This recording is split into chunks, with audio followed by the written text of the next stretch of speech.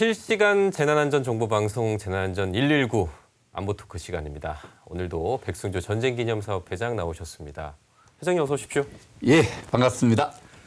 아유, 회장님 올림픽 요즘 많이 보십니까? 예, 새벽 잠을 설치죠. 진짜 많이 봅니다. 그러니까요. 아유, 오늘 새벽에는 또 태권도 금메달 박태준 선수가 또 금메달도 땄는데 실시간으로 보셨어요? 제가 그게 4시 37분에 중계 방송이 됐는데 제가 4시 50분경에 TV를 켜니까 거의 우승이 확정되는 순간이었는데 네. 계속해서 리플레이 네. 방송을 통해서 16강전부터 다 봤습니다. 아, 역시. 근데 우리 선수들이 선전하는 종목들을 보면 태권도, 또 양궁, 뭐 펜싱 이런 싸우는 종목들을 잘하더라고요. 전쟁과 관련된 그러니까 정보인데 전쟁과 옛날 관련된. 전쟁의 네. 무기들을 잘 그러니까요. 다뤘던. 우리 한민족이 전투 민족인 것 같습니다. 그렇죠. 근데 특히 양궁 네. 이번에 금메달 5개를 땄잖아요. 근데 이 양궁 우리 선수들의 선전 전쟁기념관이 큰 기여를 했다고 제가 들었습니다. 큰 기여를 했던 양궁협회가 네. 참 지혜롭게 대비를 했죠. 대비하는데 이제 프랑스 하계올림픽의 양궁 종목을 프랑스 전쟁기념관이 앵발리드예요. 저도 가봤지만 네. 거기서 한다는 게 확정되니까 네. 국내 최고 대회인 정몽구배 대회를 네. 전쟁기념관 피스 플라자라는 광장에서 하겠다고 요청이 와서 제가 흔쾌히 하시라고 했는데 거기서 이제 지난해 9월 2일, 3일 사이에 전쟁기념관 광장에서 했는데 그때 그 양궁협회 관계자들이 저한테 왜 여기서 하냐고 물으니까 프랑스 전쟁기념관에서 올림픽이 열리기 때문에 그래서 심리적으로 대비하기 위해서 한다. 그런데 그때 양궁 사정들이 국제대회 성적이 좀 안 좋았어요. 굉장히 불안해하고 할 때인데 양궁협회 회장이 저보고 걱정하지 말라고 5개 다 따올 거라고. 그런데 네, 지금 사진 나오고 예, 있는데 이 앵발리드 프랑스 전쟁 기념하죠. 앵발리드에서 양궁대회 열리는데 전 종목 5개 종목을 다 금메달 따는데 간혹 양궁 관계자들이 그러니까요. 또 우리 전쟁 기념관에서 대비 훈련, 대비 경기를 했던 부분을 저는 제일 감동적인 게 정의선 양궁협회 회장인데요. 한나절 저 바쁜 현대그룹 회장이 한나절을 같이 선수들하고 대화를 나누고 협회 관계자들 대화를 나누고 그 한나절간 그 선수들과 스킨십하는 모습 보죠. 굉장히 깊은 감동으로 봤습니다.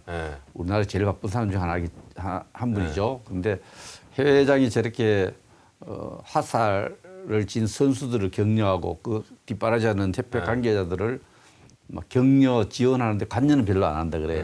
그러니까 제가 한나절 그 얘기를 쭉 들었었는데 예, 저기 김재덕 선수도 있고 저기 뒤쪽에 이번에 김우진 5개 예, 개인전에서 금메달을 딴 김우진 선수도 그때 보입니다. 양궁의 이우석 선수가 저기 앞에는 임시현 선수군요. 또 임시현인데 양궁은 뭐 국내 언론이 많이 보도됐지만은 기록 경기여서 그런지 몰라도 아무리 유명한 선수도 안산 선수 같은 경우 유명한 선수 예선전 선발전에서 성적 위주로 어떤 개파 이런 거 없고 협회 추천도 없고 성적 위주로 딱 선발하니까 우리가 이 양궁에서 좋은 성적을 낸 것을 국가 지도자들 각 분야의 기관장들 뭐 CEO들이 이번에 조금 한번 좀 보고 한번 배워봐야 될 학습해야 될 리더십이 아닐까 이런 생각이 들었어요. 저는 정말 가슴이 벅찼습니다. 우리 군사시설 전쟁기념관이 금메달 5개 따는데 조금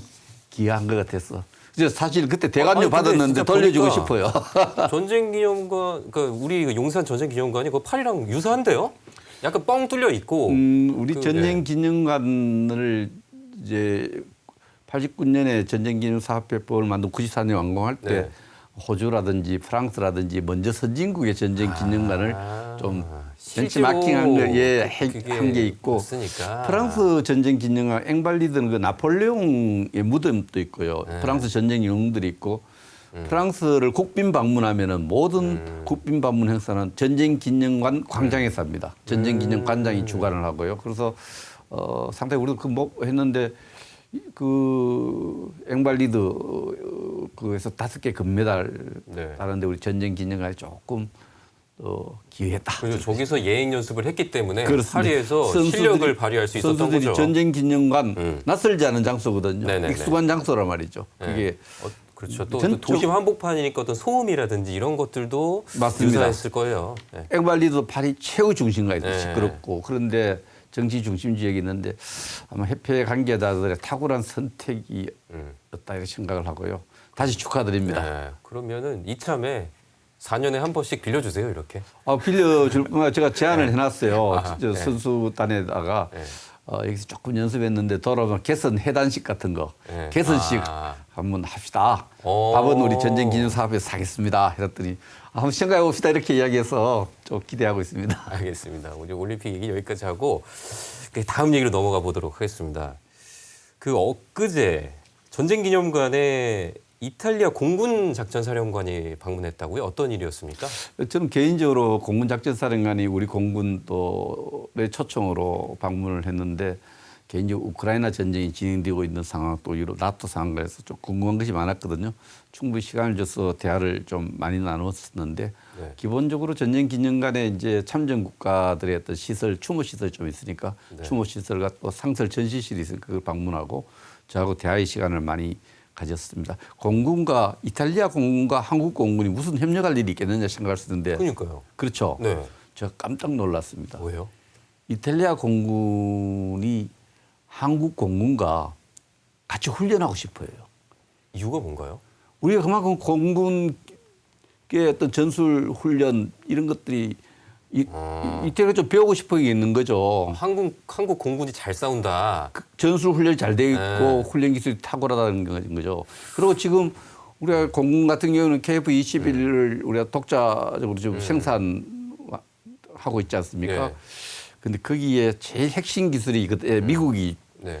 우리하고 공군 개발하기로 주기로 해놓고 안 준 기술이 A사라는 기술이 있어요. 레이더인데 전천으로 이렇게 레이더가 돌면서 찍어서 네. 송수신하는 최고 성능의 A사를 안 줘서 우리가 애를 먹었는데 네. 그걸 우리 하나가 개발했어요. 개발했는데 제가 보니까 그 하나하고 방산 26위 세계 26위 하나 그룹하고 또 이태리하고 어떤 그런 A사를 중심으로 한 기술 MOU 협력이 진행 중인 것도 있고 우리 대통령도 아마 윤석열 대통령도 이태리 총리를 만나서 네. 방산 우리가 지금 가장 관심 주고 있는 과학기술 분야가 스페이스 부분이죠. 우주 네. 부분이죠. 우주 부분에 대한 협력을 강화하기로 의논한 적도 있기 때문에 그와 관련된 후속 조치를 논의를 한 것 같은데요. 네. 이게 이제 저하고는 그렇게 긴밀하게 아주 그 군사적인 협력 부분은 네. 일정 부분 또 비밀로 유지돼야 되지 않습니까? 아, 그래요? 그러나 얘기해 주시면 안 돼요? 계략적으로 공군 같이 훈련하고 싶다는 얘기도 있고 우크라이나 정시와 관련해서는 굉장히 명료하게 얘기해 주세요. 뭐라고 얘기하던가요? 이태리가 1차 세계대전, 2차 세계대전 다 참전했지 않습니까? 네. 그래서 그 하나의 장군의 입장에서 봤을 때 개인 의견임을 전제로 했을 때 우크라이나가 그 크림 반도라든지 수많은 영토를 빼앗긴 채 전쟁을 일시적으로 중지할 수 있는 시스파이어 휴전 개념은 수용할 수 있을지 몰라도 네. 그런 상태에서 종전을 할 수 있겠느냐 역사적으로 미래의 과제를 나놓고 그래서 아마 전쟁이 어떤 모습으로 내가 엔드 스테이트 어떤 모습으로 끝날 것 같느냐니까 정전 상태가 되지 않겠느냐. 우크라이나의 지도자들이 어떻게 그것을 지금 영토를 그렇게 빼앗긴 상태로 전쟁을 끝낼 수 있겠느냐. 종전보다는 정전 상태로 끝내는. 확실하게 그런 생각을 합니다. 근데 그 이탈리아도 6.25에 참전을 해서 우리를 도와줬. 그렇죠. 국가죠. 2차 세계대전에 이제 패전국이죠. 네. 독일 편을 네. 들어서 패전국이어서 실제로 유엔 회원국이 아니었어요. 그래서 이태리는 좀 유럽 국가들이 많이 한국을 지원해 주는데 그 유엔사를 좀 지원해 주는 그런 역할을 좀 했고 의료 지원 부대를 보냈습니다. 의료 지원 부대를 보내서 뭐 그 통계 자료를 제가 보니까 한 의료 지원 부대가 한 22만 명의 우리 그 국민들을 치료했다는 기록이 있어요. 상당히 의료 지원 부대를 보내서 한국전에 많이 지원했는데 그 이태리 측으로 보면 다행으로 표현할 수 있겠죠. 전사자는 없었지만 의료 지원을 통해서 우리나라 어려울 때 많이 도왔던 나라입니다. 그럼 예전에 우리 6.25 때 우리나라를 도왔던 그런 기억도 있으면 어떤 군사 협력, 방산 협력도 더더욱 또 잘 될 수 있는 계기가 될 수 있을 것 같은데 그럼 아까 이태리에서 우리 공군과 함께 좀 작전하고 싶다고 하셨잖아요. 훈련하고 싶다고. 그러면 사실 우리 그 나라에서 최근에 또 개발한 게 KF-21이지 않습니까? 그렇죠. 여기에도 혹시 관심을 갖고 있나요? 관심이 갈 수밖에 없겠죠. 우크라이나도 그 아까 얘기했던 그 우리가 독자적으로 개발한 어떤 레이더 기술에 관심도 있고 한국의 지금 방산 기업이 세계 26위의 한화 또 LIG 또 카이 이런 기업들이 있어서 개별 기업 간에도 협력이 필요한 분야 자꾸 부각되고 있습니다.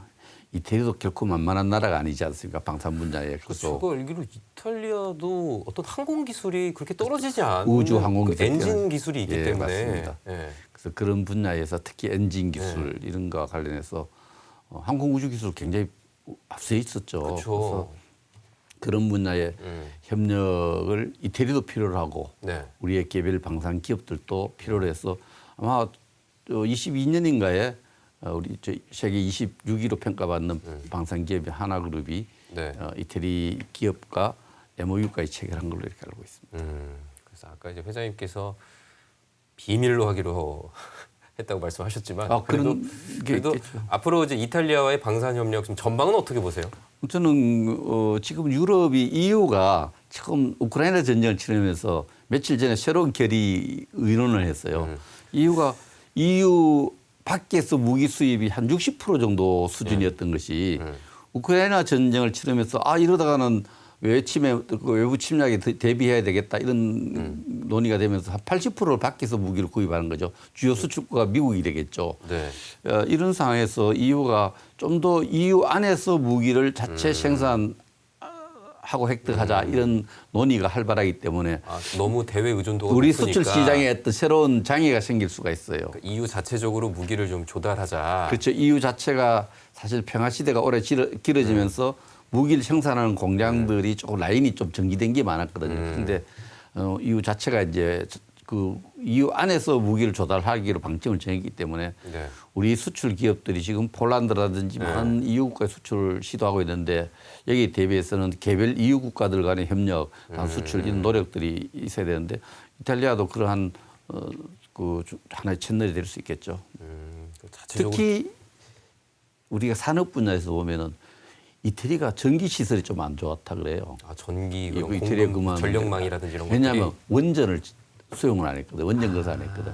이태리가 지금 아무리 생각해도 국가가 원전을 안 받아들이면 안 되겠다 해서 원전을 새로 건설하기로 했어요. 그래서 제가 슬쩍 군사 분야에 장군 보고 그런 이야기를 하는 게 적절할지 알지 모르지만 제가 이태리가 정부가 최근에 원전을 새로 받아들이기로 건설하기로 한 것 같은데 한국 잘하고 있다. 체코에서 이번에 또 수주했으니까. 그러니까 자기 분야가 아닌데 방산 얘기하시면서 슬쩍 원전을 띄워 팔기로. 공공 얘기라는 게 조금 어떤 화제에 제약을 안 받아요. 하고 싶은 얘기를 하고 서로가 개인 간의 의견을 교환할 수 있으니까 원전 얘기 툭 던지니까 자기 분야는 아니지만은 한국이 뭐 잘한다는 이야기는 좀 들었고 또 잘한다고 전해주겠다고 해도 그래. 장관한테 한번 얘기해 보겠다. 그런 이야기도 나누고 아주 긴 시간 재미있고 유익한 시간 보냈습니다. 잘하셨습니다. 다른 또 얘기해 볼게요. 주한 콜롬비아 대사가 또 지난 6일에 만나셨다고요? 어떤 얘기 나누셨습니까? 콜롬비아가 국군의 날이 그 시기에 있어서 다가 이제 저하고 대화를 나누는데 제가 콜롬비아를 2차례 방문한 적이 있어요. 콜롬비아에 우리가 방산 협력이 진행되는 게 있었거든요. 그 차관 시절에 방문한 적도 있고 해서 대화를 좀 나누는데 콜롬비아도 역시 콜롬비아 국방부 안에 가면요. 한국전에 참전한 콜롬비아 병사들의 조형물이 크게 있습니다. 전 2차례 가봤는데 우리 한국전에 참전을 5천여 명이 참전해서 한 200여 명이 5천여 명이네. 전사를 했는데 특히 몇 명이 200여 명이 220명 정도 했는데 이분들이 전사한 시기가 정전협정 직전에 고지 전투할 때가 많아요. 그때 한 평을 더 얻기 위해서 막 할 때 그때 지금 회장님 직접 뭐 이렇게 설명도 해주셨네요. 네. 이 주한 대사한테. 그렇죠. 설명도. 뭐 설명하고 계신 거예요? 콜롬비아 대표적으로 우리 전쟁 연혁이구나. 기념관이 만들어진 과정들이 노태우 대통령 때 89년 결심해서 김영삼 대통령이 이렇게 완공했다. 우리는 앞에 군 장군 출신 대통령이 결심했지만 민주화 출신 대통령이 완공했고 정책 연속성이 있고 옆에 보면 이제 비전존이라 해서 역대 미국 대통령들, 미국 지도자들, 군사 지도자들, 정치 지도자들 거기는 바이든 부통령 또 왔다 갔어요. 바이든 그 당시는 부통령이었죠. 바이든이라든지 부시 대통령이라든지 오바마 대통령 왔던 이거 설명하면서 전쟁 기념관의 어떤 역사를 설명하고 있는 그런 모습. 어제 전쟁 기념관이라는 것도 일종의 아카이브 사업을 하는 곳이잖아요. 그럼 주한 여기 콜롬비아 대사도 그렇습니다. 이런 데 좀 관심을 좀 가졌겠어요? 전쟁 기념관에 이제 특히 보면 이제 우리가 뮤지엄, 박물관적 성격이 하나 있고 또 교육하는 게 있고 공공 외교하는 게 있고 이 박물관이 있습니다만은 이 박물관의 가장 중요한 것이 하나의 그 전시하는 게 디스플레이하는 게 있고 그다음에 그 전시하기 물품을 수장고라예요. 물품 관리하고 수장고 일부 중에 아카이브가 있어야 되는 거죠. 네. 특히 한국전이 아카이브 사업을 하는데 제가 우리가 그 나라 정부의 도움이 없이는 얻을 수 없는 자료들이 있어요. 그 막 대사를 만나면은 아카이브 사업에 정부 보유 서류라든지 기록 사진이라든지 동영상 좀 달랐고 사정도 하고 요즘 지금은 사람을 달라 그럽니다. 그쪽에 있는 전용 박물관 학예사들 또 연구자들을 우리가 저 해외 자문위원을 유촉하겠다. 그랬던 아카이브 사업에 같이 동참하게 하고 동참에 대한 성과에 따라서 일정한 그 재정도 부담하겠다. 이렇게 해서 아카이브 사업을 하는데 이 콜롬비아 대가 적극 돕겠다는 그런 약속도 받아냈습니다. 실제로 우리 아카이브 사업 기술이라고 해야 될까요? 뭐 그런 것들도 해외에서 관심을 가지나 봐요. 아카이브 기술에 대한 관심은 하나의 도서관에서 원자료를 가공되는 원자료를 많이 확보하는 사업이어서 기술보다는 특히 한국전은 세계 22개국이 참가를 했고 또 이러다 보니까 원자료를 자료가 그쪽에 많겠네요, 정부의 우리나라가. 의사 결정 과정도 있고 특히 그 당시로 보면은 쉽게 말하면 그 당시 참여했던 외국 군인들은 카메라를 다 갖고 있잖아요. 우리 군인들 카메라가 없잖아요. 그때 생생한 모습들 담아 있는 사진은 전부 외국 군인이 다 갖고 있는 거예요. 기자들하고. 우리가 요청해야 하는 경우도 많겠고. 그런 자료가 우리가 좀 가져올 수도 있고 또 그 나라 정부가 국내 정치 과정 속에 절차 속에서 의사결정하는 과정들, 기록들 이런 부분들을 갖다 놓고 향후에 6.25에 대해서 각국의 의사결정 과정과 그 결과 이런 것을 연구한 사람한테 자료를 제공해서 아카이브 사업을 하고 있습니다. 여유가 있으면 아카이브 사업, 그 아카이브 도서관이거든요. 에어컨 시설 잘 돼 있어요. 가서 한번 자료도 한번 보시고 가세요. 알겠습니다. 북한 얘기도 해보죠. 최근에 북한이 신형 전술탄도 미사일 발사대를 최전방에 배치했다면서 뭐 행사를 열기도 했습니다. 이건 어떻게 보십니까? 참 보통 군사적으로 뭘 움직이고 뭘 군사적 조치를 준비할 때는 보통 비밀리에 하거든요. 이건 발사대 250개를 인수인계식을 김정은이 참가하고 그 딸까지 참가해가지고 인수인계식을 했는데 뭐 신형 탄도미사일 종류는 보니까 우리 정보 당국에서 분석한 거 보면 화성 11호 사거리가 짧아요. 한 180에서 250km니까 이게 후방에 있는 것이 180, 250이면은 전방으로 추진하니까 공격 어떤 능력은 증가되는 거죠. 이제 사거리 짧은 미사일을 전방에 와서 때릴 수 있으니까. 그래서 그러면서 이제 그 인수인계식에서 김정은의 연설을 보면은 그 핵무기 체계의 어떤 구현, 핵무기 체계 능력을 강화했다 이렇게 얘기를 하는데 메시지 이겁니다. 우리는 핵을 언제든지 전방에서 사용할 수 있도록 준비했다는 메시지인데 이렇게 해석해야 됩니다. 이 부분에서 너무 우리가 예민하게 반응을 하는 것은 심리전에 말려듭니다. 우리가 그 정도 250개 발사대라는 거는 어디에 설치되는지를 우리가 파악할 능력도 있고 파괴할 능력도 갖추고 있다.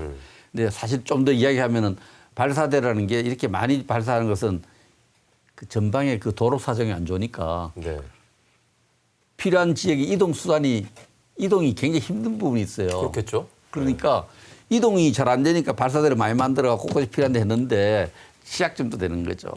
뭔지 알겠습니까? 도로가 잘 안 좋으니까 그냥 일단 설치를 많이 해놔야 되는 거군요. 그렇죠. 우리는 도로가 전방에 네. 아주 잘 되기 때문에 네.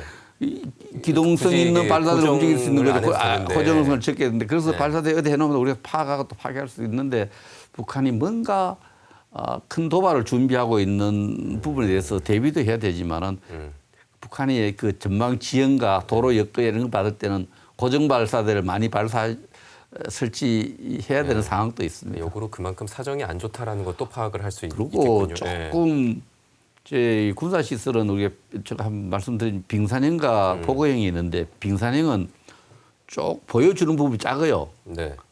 실제 군사력보다 네. 10% 정도 보이지만 100%가 중에 10%는 보여주고 이게 감춰놓는 게 빙산형이라 그러고 포거형은 작은 거가 크게 보이려니까 작은 게 배를 빵빵하게 크게 보이는 게 보거죠. 네. 이 보거질라 북한은 지금 군사력을 좀 실제 이상으로 과시하려는 그런 단계인데 조금 그런 부분도 살펴봐야 됩니다. 좀 자꾸 왜 과시하려고 하느냐. 네. 내부에 대해서 북한 내부 국내 정치적으로 뭔가 우리는 강하다는 걸 보여주고 싶고 네. 또 심리적으로 우리 대한민국 국민들 네. 협박에서 좀 불안 심리를 자극해서 한반도의 주도권을 좀 가져가겠다는 이런 의도가 있는데 우리가 이런 데에 대해서 너무 예민하게 막 호들갑을 떨고 대응하면요. 국민들도 언론들도 그렇게 하면은 북한의 북측의 심리전에 말리되기 때문에 의연하게 보는 겁니다. 도로 사정이 안 좋으니까 전방에 많이 깔리는구나 이렇게 생각하십니다. 그래서 이제 오늘 좀 얘기는 슬슬 정리해 보려고 하는데 아까 우리가 앞서서 파리올림픽 얘기도 했습니다만 군 당국에서는 그렇게 이제 발사대를 전진 배치하고 이런 모습을 보입니다만 올림픽에서는 약간 상반된 모습이 보인단 말이죠. 약간 그 북한 선수들이 우리 탁구 신유빈 선수랑 같이 사진을 찍는다든지 또 복싱에서는 이제 북한 선수가 뭐 파이팅하라 이런 얘기를 하고 가기도 하고 그래서 우리 선수들과 잘 지내는 이런 모습을 보이고 있는데 이건 어떻게 보십니까? 저는 그 북한 전문가로 활동한 학자 시절이 있었습니다. 그때 북한 인사를 참 많이 만나고 이렇게 네. 만나면 개별적으로는 굉장히 준비해서 나옵니다. 이렇게 올림픽도 이제 어떤 저를 만나려고 하면 저에 대한 최근 연구를 하는데 예. 올림픽에 나가기 전에도 올림픽에 갖고 있는 매너 분위기 이런 것을 실제 교육시켜서 체제 이미지에 부정적이 않도록 사전 교육을 많이 했지 않느냐 이렇게 생각하고 그걸 너무 낯설게 생각하기보다는 북한 체제도 그 체제를 유지하는데 대외적 여건을 만드는데 나쁜 이미지 만들 필요 없잖아요. 가기 전에 올림픽 가서 좀 좋은 면을 보이도록 교육시킨 거 아니냐 하나씩. 그렇게 우리 선수들이랑 잘 지내고 이런 모습도 그런 거 일종의 교육이다. 가이드라인이 있죠. 그래요? 가이드라인. 철저하게 가이드라인이 있죠. 조금 섭섭하네요. 그래도 좀 약간 의도가 있다고 해도 이게 4년에 한 번이잖아요. 그래도 편안하게 생각하죠. 네. 올림픽에서 만났으니까 네. 평소 북한 정치인들이 대남 행동 대장들 김여정처럼 거친 표현 안 쓰고 면회 있게 대하더라고. 좋게 생각해도 되는데 그러나 그러니까요. 그것이 선수 개인의 판단이기보다는 체제가 그런 사전 교육을 좀 담당한 부분이 다른 나라에 비해서는 확실히 있을 것입니다. 그래도 올림픽에서 그런 모습을 보면 약간 좀 뭉클한 좀 감동 같은 게 좀 느껴지고는 하는데 좀 잘 좀 지냈으면 좋겠네요. 알겠습니다. 예, 올림픽에서 만나갖고 서로 그렇게 지내는 모습 네. 좋죠. 남은 올림픽에서도 우리 남북 선수들이 사이좋게 지내는 모습 봤으면 좋겠습니다. 예. 오늘 여기까지 듣도록 하겠습니다. 지금까지 백승주 전쟁기념사업회장이었습니다. 이번에는 선생님 감사합니다. 고맙습니다.